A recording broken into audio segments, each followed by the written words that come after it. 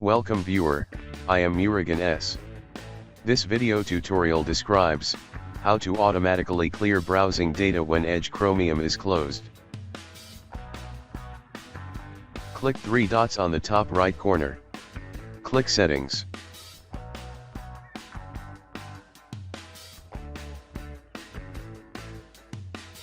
Click Privacy and Services.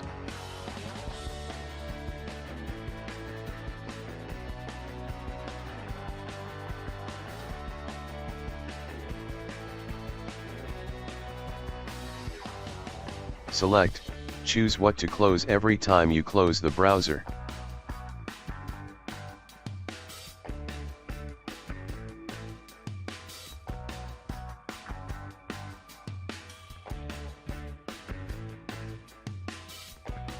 Turn on any data or all data.